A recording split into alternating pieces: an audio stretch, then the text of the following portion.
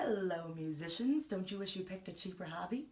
In this video, I'm going to be going over how to build your perfect recording studio for as cheap as humanly possible. Now I want to explain that this is my second tier of a video. So I have two other videos, one that is a little bit cheaper if you don't have as big of plans for your music, and one that's a little more expensive if you have much bigger plans for your music. Fortunately for you, I'm a bargain hunter and a researcher, and so I made sure that I found the cheapest way to build a studio. The first thing you're going to need is a microphone that connects via an XLR cable. Now this is going to need to be something that is probably a large diaphragm condenser microphone. That's kind of the most versatile microphone, so if you're recording at home on a budget, it's a good thing to invest in. I love my Audio-technica 2035. It's about 150 bucks and it's a great piece of equipment to have. If you have a little bit more money to spend, you can potentially invest in some other brands. I know that Rode makes really awesome microphones. Of course, you're going to need an XLR cable. That's what plugs the microphone into your audio interface. That's pretty cheap. You can get one for 25 bucks. Obviously, your microphone needs to stand on something, so you're gonna need a mic stand. A $25 one's gonna get you pretty far. You're going to need an audio interface in order to use a higher quality microphone. An audio interface is something that your microphone, instruments, and MIDI can all plug into, and you can adjust the levels on the actual audio interface. And then it plugs into your computer with a USB. So basically it lets your microphone talk to your computer.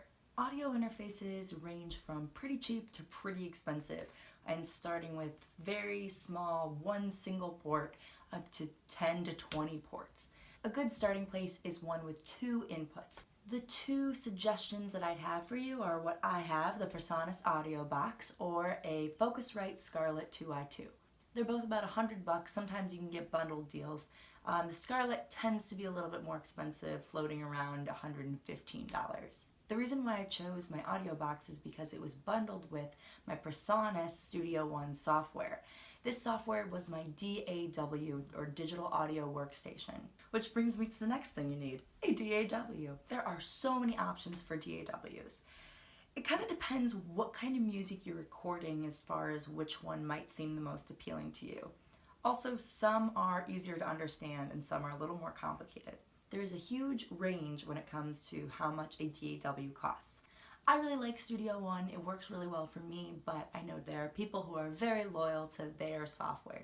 If you want to just try one out to get started with, Audacity works great, and like I said, Studio One bundles with the audio box if that's something that you want to invest in to save a little money and kill two birds with one stone. Time to open the can of worms that is headphones. There are so many well-known, well-established brands for headphones. You really can't go wrong with choosing a brand as long as you choose a studio or recording brand. For the love of God, do not buy headphones that are not meant for studio or recording purposes. Everybody loves Beats headphones. Well, they're great for music listening and enjoyment, but they're not good for critical listening. They tend to boost the extremes of frequencies to give it a fatter sound, but it's not an honest sound. When it comes to recording, you don't want to hear the greatest sound ever, you want to hear what you sound like. Pretty much all studio headphones have different levels in price. So pretty much every brand makes a $50 pair of headphones, a $100 pair of headphones, a $150, and up and up. Obviously, you're going to need over-the-ear headphones that cancel out noise. If you are planning on just staying here and this is your final end-all be-all setup, then I suggest actually spending more on headphones.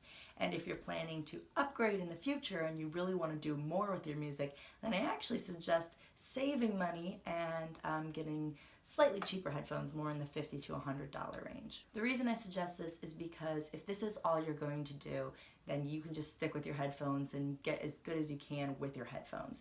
But if you're planning on upgrading, then you really don't want to use your headphones for critical mixing anyways. It would be a better use of your money to save your money on your headphones and instead invest that money into a good pair of monitor speakers. If you're a singer-songwriter, this one might be optional for you, and if you're a hip-hop artist or more of a producer, then this is something that I would highly suggest to you, and that is a MIDI controller. A MIDI controller is a device that looks like this, that looks like a little piano, and sometimes has these drum pads that allows you to program it to sound like different instruments.